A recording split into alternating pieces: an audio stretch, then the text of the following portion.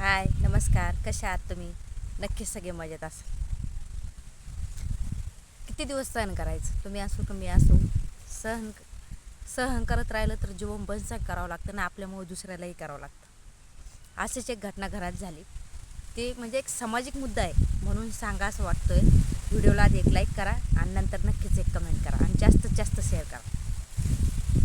मला मुलगी झाली तेव्हा माझे सासरे काय म्हटले की मुलगा झाला असतात बरं झालं असतं, म्हणजे माझ्या पोराला जो माझा मुलगा आहे शिव त्याला सपोर्ट झाला असता. मी सोडून दिलं, जाऊ द्या म्हणू द्या, आता यांचे विचार किती केलं तर मुला मुलीत भेदभाव करणार आहे म्हणून. आता मला येऊन इथं 3 आठवडे झाले. मग पोरगी घरात त्यांच्या मनक्यात गॅप असल्यामुळे ते काही काम वगैरे करत नाही. सासू रानात जाते आणि नवऱ्याचं दुकान असल्यामुळे नवरा दुकानात, तर मग पोरगे लेकरं त्यांच्याजवळ ठेवून मला घरातले कामं करावं लागते.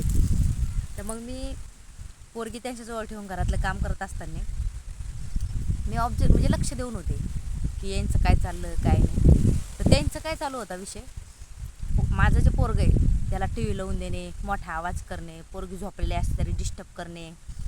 आणि 1 वाजता, परवा दिवशी तर हद्दपार झाली, 1 वाजता इतकं ऊन कडक याचं फार लगे म्हणजे श्वास घ्यायला त्रास व्हायला लागला. तर टी व्ही चालू होता, तर त्याला टी व्हीचा आवाज येत नाही पोराला, म्हणून पोरीचा फॅन बंद करायला सांगितला त्यांनी कहून की तुला टी व्हीचा आवाज यायला पाहिजे म्हणून.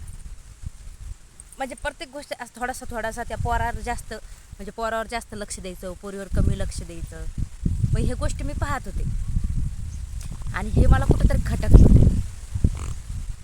आणि मग मी त्यावेळेला ते खटकल्यानंतर मी त्यांना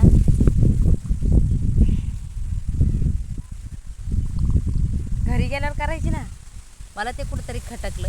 आणि मी त्यांना म्हटलं स्पष्ट संध्याकाळी, म्हटलं त्या दिवशी, हे बघा म्हटलं पप्पा, माझ्या पोरात आणि पोरीत जर तुम्ही भेदभाव केला तर मग मला भेदभाव करायला वेळ लागणार नाही, मायबापामध्ये सासू सासऱ्यामध्ये. माझ्या मुलीला कुठल्याही कमी दर्जा नसला पाहिजे मुलापेक्षा.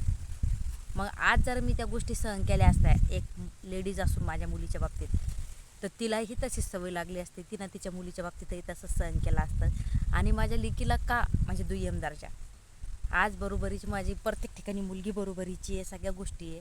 मग वंशाचा दिवस लागतो यांना, तर वंशाच्या दिव्याकडूनच घ्यायचं ना सगळं करून. सुनाईकडनं अपेक्षा करतात, मुलीकडनं अपेक्षा करतात, मग वंशाच्या दिव्याकडनं का करत नाही.